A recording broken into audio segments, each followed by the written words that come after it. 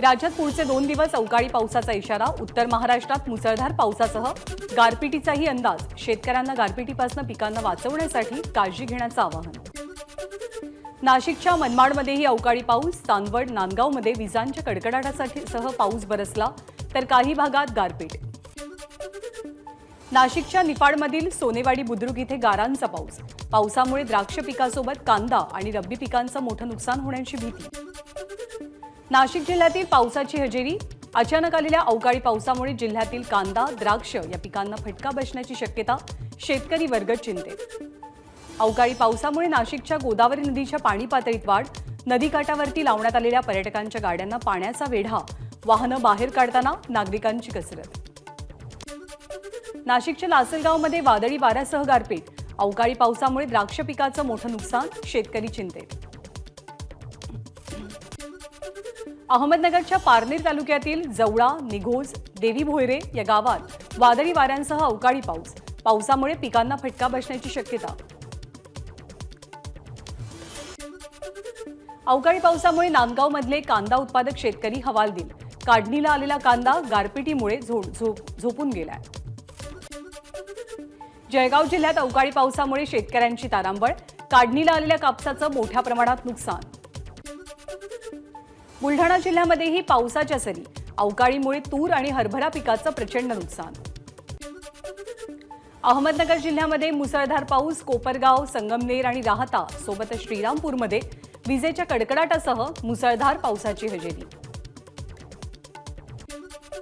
धुळ्याच्या साक्री तालुक्यातील विविध ठिकाणी विजांच्या कडकडाटासह पाऊस. पावसामुळे नागरिकांची तारांबळ. कापूस आणि भात पिकांचं नुकसान होण्याची शेतकरी वर्गात चिंता. नंदुरबार जिल्ह्यात विजांच्या कडकडाटासह जोरदार पाऊस. तर शहादा तालुक्यातील जावदे इथे वीज पडून एका व्यक्तीचा मृत्यू. नंदुरबार जिल्ह्यातील ब्राह्मणपुरी गावात अचानक आलेल्या पावसामुळे लग्न समारंभात गोंधळ. जेवणासह लग्नमंडप भिजल्यामुळे उपस्थित वऱ्हाड्यांची तारांबळ.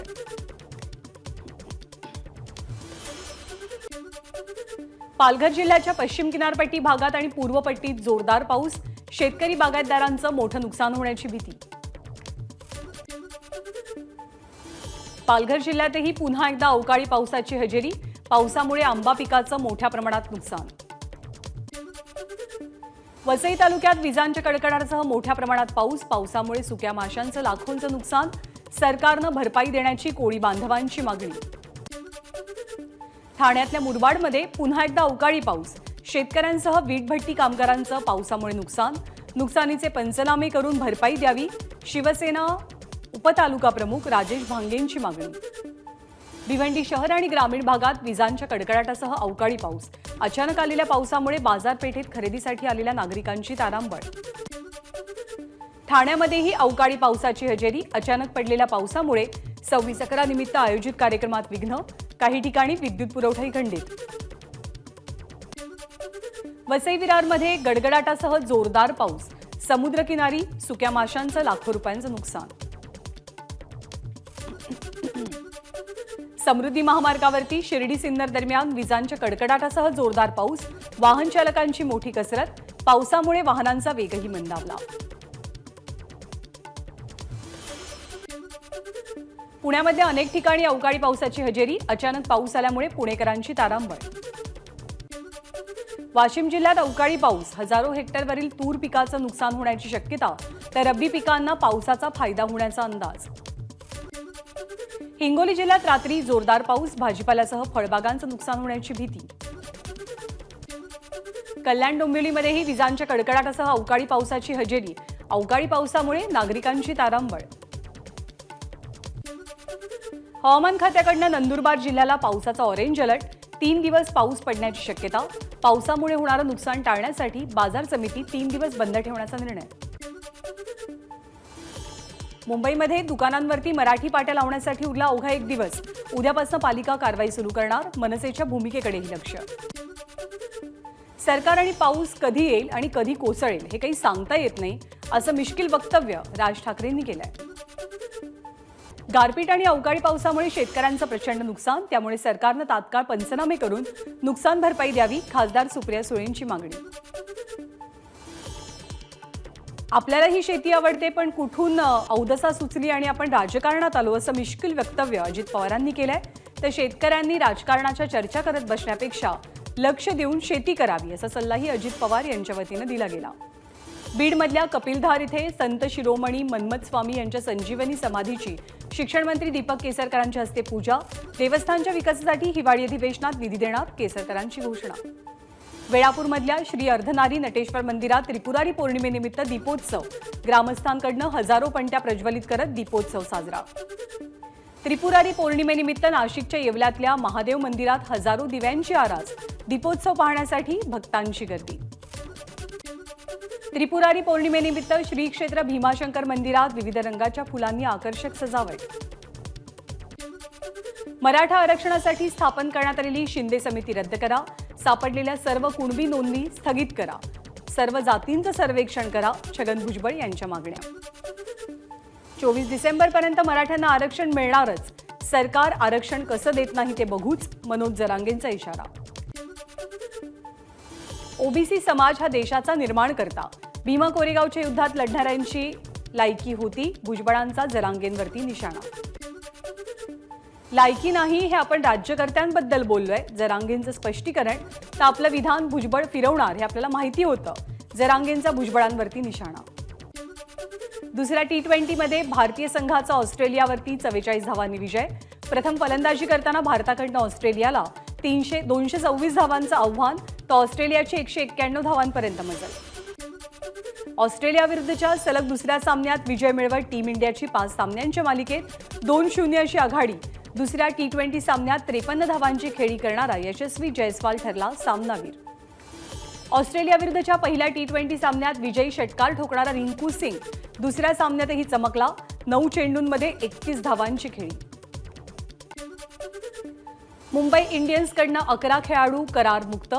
जोफ्रा आर्चरला मुंबईनं केलं करारमुक्त, तर रोहित शर्मा कर्णधारपदी कायम. गौतम गंभीर मेंटॉर बनताच कोलकाता नाईट रायडर्स संघात बदलाचं वारं सुरू. शार्दुल ठाकूर, उमेश यादवसह 12 खेळाडू करारमुक्त. पंजाब किंग्स संघानं सर्वाधिक कमी खेळाडूंना रिलीज केलंय. शाहरुख खानसह 7 खेळाडूंना रिलीज करण्यात आलंय. दिल्ली कॅपिटलनं पृथ्वी शॉवरती पुन्हा एकदा दाखवला विश्वास. IPL 2024 साठी पृथ्वी शॉ सोबतचा करार कायम, तर सरफराज खानसह 11 खेळाडू करारमुक्त. चेन्नई सुपर किंग्सच्या चाहत्यांसाठी खुश खबर. कर्णधार महेंद्रसिंग धोनी यंदा IPL खेळणार. CSKनं धोनीला रिटेन केलंय. हार्दिक पंड्याच्या घर वापसीच्या फक्त अफवा. गुजरात टायटन्सनं केलं रिटेन. नौसेना दिनाच्या पार्श्वभूमीवरती सिंधुदुर्ग जिल्ह्यातल्या मालवणमधल्या दांडी, तारकर्ली आणि देवबाग इथली जलपर्यटन सेवा 28 नोव्हेंबर ते 5 डिसेंबरच्या दरम्यान बंद. राष्ट्रपती, पंतप्रधान नौसेना दिनानिमित्त उपस्थित राहणार असल्यामुळे सुरक्षेच्या कारणास्तव हा निर्णय घेतला जातोय. आदित्य ठाकरे आज उत्तर प्रदेश दौऱ्यावर. मथुरेमधल्या ठाकूर श्यामजी महाराज मंदिरातील सुशोभीकरणाच्या शुभारंभ कार्यक्रमासाठी आदित्य ठाकरे हजर असतील.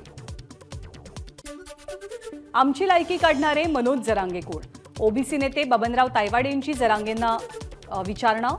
आमची लायकी नाही तर आमच्या पंक्तीत का येता? तायवाडेंचा जरांगेंना टोला. छगन भुजबळ हे कोर्टापेक्षा मोठे झालेत का? मनोज जरांगेंचा संतप्त सवाल. तर तुम्हीच मराठ्यांना तोडलं, आता जोडायची भाषा करू नका. जरांगेंचा भुजबळांवरती पलटवार. आतापर्यंत आम्ही एकही दगड मारला का? ते दगड मारतायत, घरं पेटवतायत, पण पेटवायला अक्कल लागत नाही, पटवायला अक्कल लागते. छगन भुजबळांचा हल्लाबोल.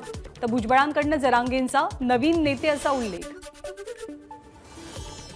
बीडचं हॉटेल जाणारा भुजबळांचाच पाहुणा. असले उद्योग करूनच त्यांचे केस पांढरे झालेत. जरांगेंचा हल्लाबोल.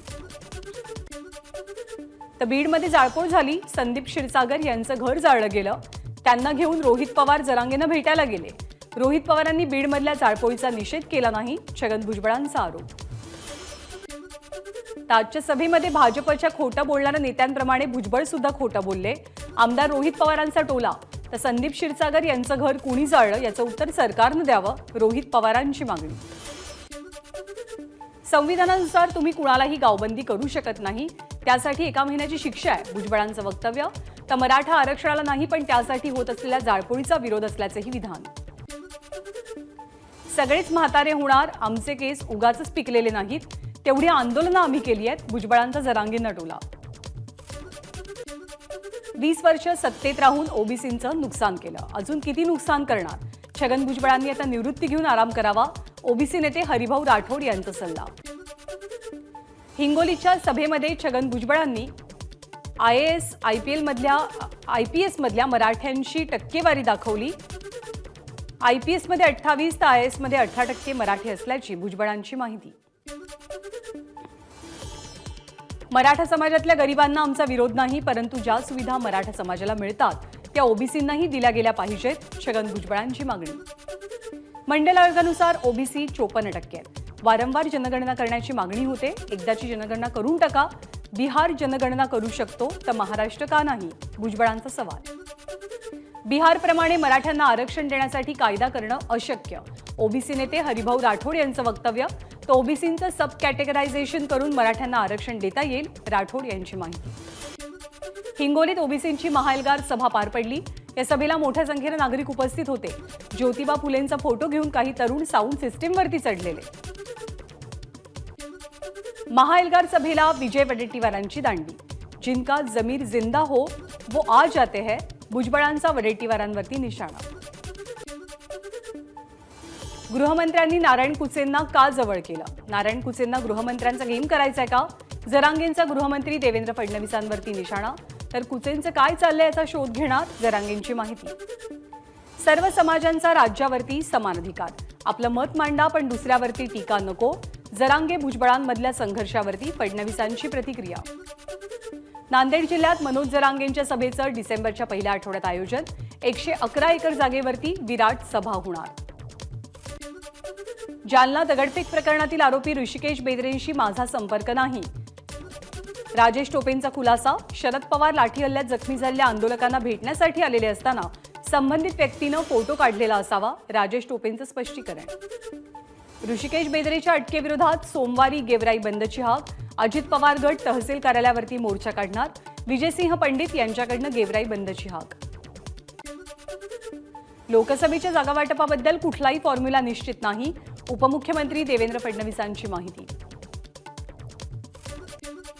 उत्तर नागपुरातील रुग्णालयाच्या विस्तारीकरणाच्या मुद्द्यावरनं काँग्रेस आणि महायुती सरकारमध्ये जुंपली. विस्तारीकरणाची योजना आणि निधी राज्य सरकार दुसरीकडे वळवत असल्याचा काँग्रेस नेते नितीन राऊतांचा आरोप.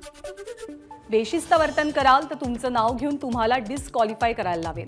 शिक्षण भरतीबाबत प्रश्न विचारणाऱ्या उमेदवार महिलेला शिक्षण मंत्री दीपक केसरकर यांची धमकी. या धमकीनंतर उमेदवार महिलेला अश्रू अनावर. पुण्यामधल्या सणसवाडी भागातील बंद कंपनीला आग, आगीचं कारण स्पष्ट. अग्निशमन दलाकडनं आग नियंत्रणात. फुगा श्वसन नलिकेमध्ये अडकल्यामुळे 3 वर्षे चिमुकल्याचा दुर्दैवी मृत्यू. पालघर जिल्ह्यातल्या वाडा तालुक्यातली घटना. न्यायालयाचा दरवाजा ठोठावण्याची भीती बाळगू नका, तसंच न्यायालयाकडे शेवटचा पर्याय म्हणून पाहू नका, सरन्यायाधीश चंद्रचूड यांचं महत्त्वपूर्ण वक्तव्य. विधू विनोद चोप्रा दिग्दर्शित 12th फेल सिनेमाची ऑस्करमध्ये एंट्री. ऑस्कर 2024 मध्ये स्वतंत्र नामांकन म्हणून हा सिनेमा पाठवण्यात आल्याची विक्रांत मेसीची माहिती. रणबीर कपूरचा अॅनिमल आणि विकी कौशलचा सॅम बहादूर 1 डिसेंबरला प्रदर्शित होणार. पहिल्याच दिवशी अॅनिमलची ॲडव्हान्स बुकिंगमध्ये बाजी. भारतात चित्रपटाच्या 1,11,000पेक्षा अधिक तिकिटांची विक्री. एबीपी माझा, उघडा डोळे बघा नीट.